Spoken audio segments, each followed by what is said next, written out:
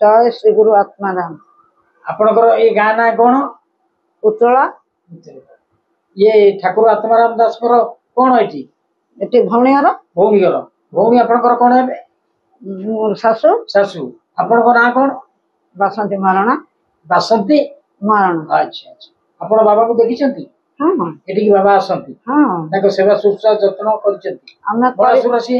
हां। जा हो कौन आपण ताकठे लक्ष्य करते से साधारण मनुष्य ना ताकठे किछि अलौकिक शक्ति थिला? नहीं नहीं ताकठे अलौकिक शक्ति थिला। थिला कौन अनुभव करछन टिके कहिले? जो आपण कौन अनुभव करछन? मो पुओटा टिके दुष्ट हुए जो ए बड़ पुओ दुष्ट हुए मु देखेली समस्त नहीं जाता गो मु तमे मामू गते नै करी पळा। हां मामू गते नै करी गले।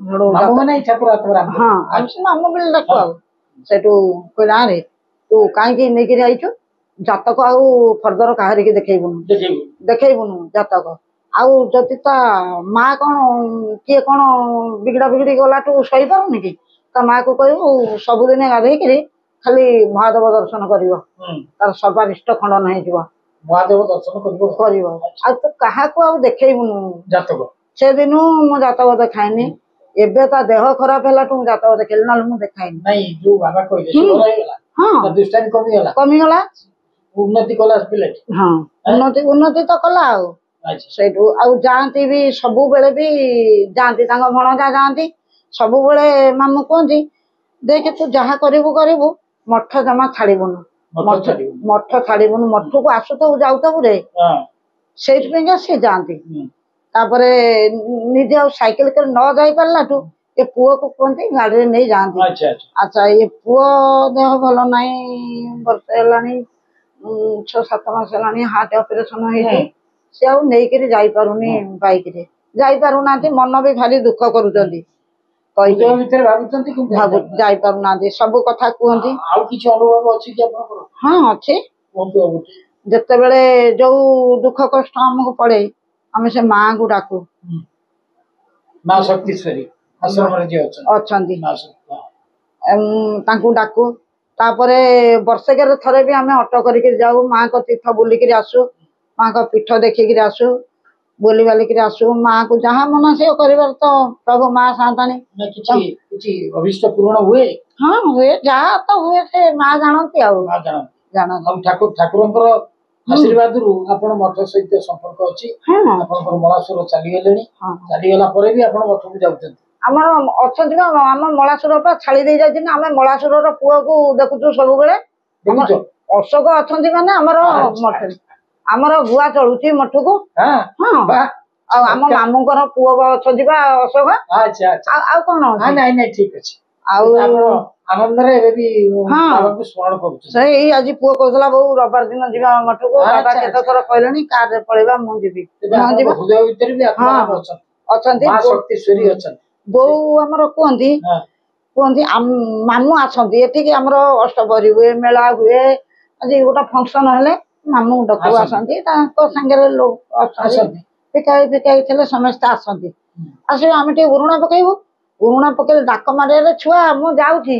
ये तो कली जुग मलासुर को कला जुग भणजा बहु आ मते लुचिबो कांती म एमते कहउतेबे किंतु मामू को खाइया दवा पिया दवा से अलगा घरे रुहंती तांकर जेहेतु भणजा बहु आपण को छुइबे से मलासुर। हां से दूरता आपण ए कर ठाकुर ए कथा आपण को कहंती हां जुग तमे एते लाज कोन आ कहंती तांका भणजा कहंती एते अछंती एते बाबा वैष्णव मु देखिछि किंतु आम मामू भलिया केही नाहांती तांको टिके समालोचना करंती आगे कहंती ये झियो गुरा काहे रखिथि एडो एबे सिना जाई पारु नांती बहुत थरो तांका भणजा रुहंती सेठी रहबे कहबे तू जदे मामू को पूजा आरती करबे आउरी भी तांकर सब अनुभूति अछि आउ से केमिति पानी पियंती तू जानिछु ना मु जानिनी कहंती से मामू सबू सिद्ध करचंती बेली से ए काम सब करि परुचंती आउ लोक माने समालोचना करचंती झियो काई रखिचंती अरे से झियो काहे रखिचंती कोन रखिचंती से तो कहउथिले आपन ई गोप बाळक गोपांगना ए सब ଚାଲିଛି ଆଉ କିନ୍ତୁ ଆଚ୍ଛା ଆଉ ଗୋଟିଏ କଥା ଆଉ ଗୋଟିଏ ଅନୁଭୂତି ଶୁଣନ୍ତୁ ମୋ ମଝିଆ ଭାଇଟିର ସବୁବେଳେ ପେଟ କଣ ହୁଏ ଏମିତି ପେଟ କଣ ହୁଏ ସବୁ ଦେଖିଲା ଗ୍ୟାସ ନାହିଁ ପେଟର କୌଣସି କିଛି ବି ନାହିଁ ମାମୁଁ ମରିବାକୁ ଜମା ଦିନ ଥିଲା ବା ସେଠୁ କହିଲା ଭାଇ ମତେ ନହେଲେ ମଠକୁ ନେଇକି ଚାଲ ଆଉ ସେଠୁ ତାଙ୍କ ଭଣଜା ମଠକୁ ନେଇକିରି ମୋ ମଝିଆ ଭାଇଟି ଗଲେ ଏମିତି କରିବ ଯେ ସାଙ୍ଗେ ସାଙ୍ଗେ ମରଣ ସାଙ୍ଗରେ ସମାନ କିନ୍ତୁ କିଛି ଟେଷ୍ଟ କଲାବେଳକୁ କିଛି ବାହାରିବନି ସେ ସେଠୁ ବିଶ୍ୱାସ ଭାରି ତାର ସେ ସେଠୁ ଗଲେ ସେଠୁ ନେଇକିରି ଗଲେ ସେଠୁ ଗଲେ ଯେମିତି ସେଠୁ ଦେଖିଲେ କହିଲେ ଉପକରଣ ବତେଇ ଦେଲେ ସବୁ କିଛି ନାହିଁ ମୁଁ ତୋର କିଛି ନାହିଁ ତୋର କଣ ଅଛି କିଛି ନାହିଁ ତୁ ଗୋଟେ କାମ କରିବୁ ତୁ ମତେ 3ଟି ବାଘ ନିଶ ଆଣି ଦେଇପାରିବୁ ଆଉ ବାଘ ନିଶ ଆଣି ଦେଇପାରିବୁ ଆଉ ଦେଇପାରିବୁ ମାନେ ତୋର ଆଉ କିଛି ହବାର ନାହିଁ ମୋ ମଝିଆ ଭାଇ ପାନ ଖାଇନି ବିଡ଼ି ଖାଇନି ସେସବୁ କିଛି ତାର ନାହିଁ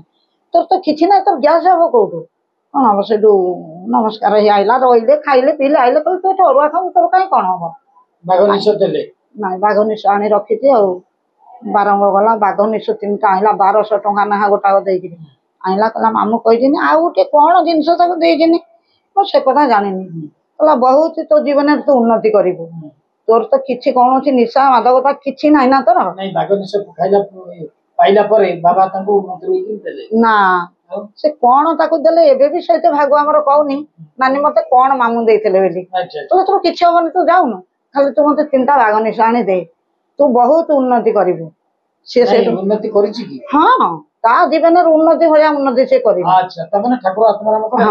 ସେଠୁ ଘିନିକିରି ଡାକ୍ତର ଦେଖିଲେ କେହି କହିପାରିଲେ କିଛି ନାହିଁ ତାର ନିଦାନ ବତେଇଦେଲେ ସେଇଠୁ ପଳେଇ ଆଇଲା ଆସିକି ତା 3 ଦିନ ଗଲା ବାରଙ୍ଗ 3ଟା ବାଘ ନିଶ ନେଇକିରି ଆଇଲା 4 ଦିନ 5 ଦିନ ନେଇକିରି ଆଇଲା ସେଠୁ ଭିଣେଇ କତିକି ନେଇକିରି ଆଇଲା ଆଉ କହିଲା ଭାଇ ମୁଁ ବାଘ ନିଶ ଆଣିଛି ବୋଲି ମାମୁଁ ମେଡିକାଲରେ ପଡିଥିନି ଗଲା ଆଉ କିଛି ମାମୁଁଙ୍କର କିଛି ଇଏ ନଥିଲା ମନ ଭାରି ଦୁଃଖ କଲା କହିଲା ଭାଇ ମୁଁ ବାଘ ନିଶ ନେଇକିରି ଆଇଲି 2400 ଟଙ୍କା ଦେଇକିରି ଆଣିଛି ହେଲାନି କିଛି ହଉ ତାକୁ ଗୋଟେ ପିତ୍ତଳ ଫରୁଆରେ ପୁରେଇ ଦେଲା ମାନେ କେତେ ନଷ୍ଟିକ ଭାରି ଯେ ମୋ ମଝିଆ ଭାଇ ତାକୁ ଗୋଟେ ପିତ୍ତଳ ଫରୁଆରେ ପୁରେଇ ଦେଲା ଯୋଉଠି ଠାକୁର ଆମର ପୂଜା ହଉଛି ସେଇଠି ରଖି ଦେଇକିରି ସବୁବେଳେ ସେ ମାମୁଁକୁ ଡାକିକିରି ସେ ବାଘ ନିଶକୁ ପୂଜା କରୁଛି।